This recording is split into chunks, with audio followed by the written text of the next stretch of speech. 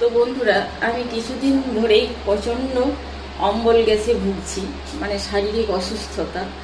তো আমি চেষ্টা করি যে আমার যেগুলো হয়েছে আপনাদের যাতে না হয়, আপনারা যাতে সুস্থ থাকতে পারেন।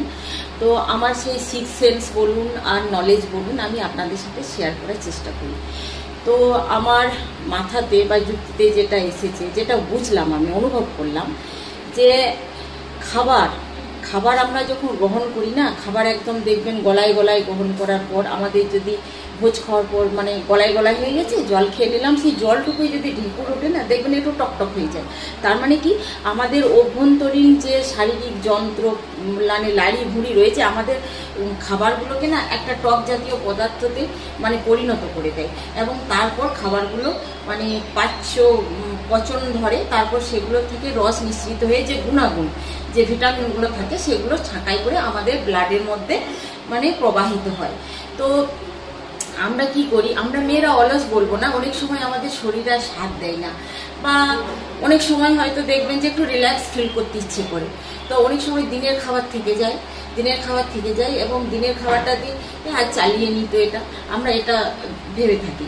তো কি হয়, আমাদের জিভ বুঝতে পারে না, আমাদের সাথে জিভ বুঝতে পারে না যে খাবারটা নষ্ট হয়েছে, কিন্তু আমাদের শরীরে গিয়ে না ওই খাবারটা কিন্তু মানে পচন ধরে যায়। বাসি খাবার যেমন একটা টকটক দুর্গন্ধ ওঠে, শরীরের ভিতরে গিয়ে যখন কি খাবারটা এই আঁত সেই আঁত একদম লিভার পর্যন্ত হজমের পর্যায়ে পৌঁছে, ততক্ষণ খাবারটা মানে বিষে পরিণত হয়ে যায়, পচন ধরে যায়।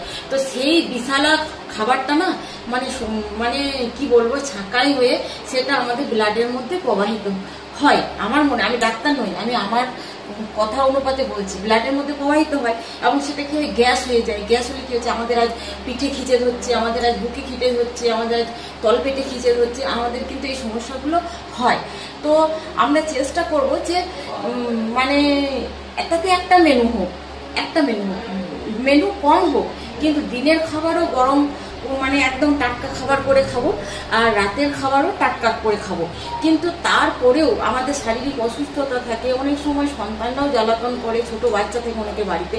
আমাদের যদি দিনের খাবার থেকে যায় বা ভালো খাবার, সেটা তো ফেলে দেবো না। হয়তো বড় মাছ নিয়েছি দাম দিয়ে, চিকেন নিয়েছি বা মটন নিয়েছি, সেটা ফেলে দেবো না।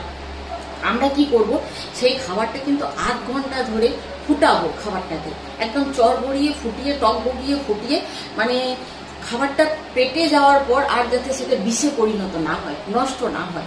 তাহলে কি হবে, আমাদের শরীর তো আর সেই বিষাক্ত থেকে রস গ্রহণ করতে পারছে না, ব্লাড।